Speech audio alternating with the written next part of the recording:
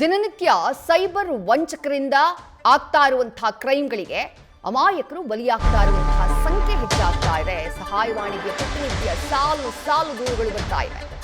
ಲಕ್ಷಗಟ್ಟಲೆ phone call. 2024ಕ್ಕೆ ಹೋಲಿಸಿದ್ರೆ ಕಳೆದ ವರ್ಷ 2025ರಲ್ಲಿ ದಾಖಲಾಗಿರುವಂತಹ ಸೈಬರ್ ಕ್ರೈಮ್ ಕೇಸ್ಗಳ ಸಂಖ್ಯೆ ಕೇಳಿದ್ರೆ ಆಘಾತವಾಗ್ಬಿಡುತ್ತೆ. ಸೈಬರ್ ಸಹಾಯವಾಣಿಗೆ ಪ್ರತಿನಿತ್ಯ ಸಾವಿರಾರು ಕರೆಗಳು ಬರ್ತಿದ್ದಾವೆ.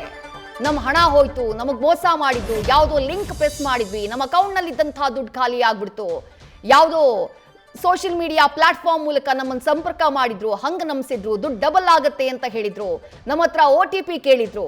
ಈ ರೀತಿಯಾದಂತಹ ಪ್ರಕರಣಗಳು, ಸೈಬರ್ ಅಪರಾಧ ಕೃತ್ಯಗಳು ಹೆಚ್ಚಾಗಿರುವಂತಹ ಟೈಮ್ನಲ್ಲಿ 2024ಕ್ಕೆ ಹೋಲಿಕೆ ಮಾಡಿದ್ರೆ 2025ರಲ್ಲಿ ಅಂದ್ರೆ ಕಳೆದ ವರ್ಷದಲ್ಲಿ ಲಕ್ಷ ಲಕ್ಷ ಫೋನ್ ಕರೆಗಳು ಬಂದಿದ್ದಾವೆ. 2025ರಲ್ಲಿ ಸೈಬರ್ ಸಹಾಯವಾಣಿಗೆ ಬಂದಂತಹ ಕರೆಗಳ ಸಂಖ್ಯೆ ಸುಮಾರು 24,08,475. ಅಂದ್ರೆ ಊಹೆ ಮಾಡಬೇಕು ಎಷ್ಟು ಅಪರಾಧ ಪ್ರಕರಣಗಳು ಪ್ರತಿನಿತ್ಯ ನಡೀತಾ ಇವೆ ಅಂತ ಹೇಳಿ.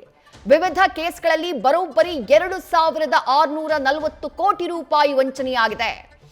ಬೇರೆ ಬೇರೆ ಪ್ರಕರಣಗಳಲ್ಲಿ ಒಟ್ಟಾಗಿ ಸೈಬರ್ ವಂಚಕರಿಂದ ದೋಖಾ ಆಗಿರುವುದು ಜನರಿಗೆ 2,640 ಕೋಟಿ.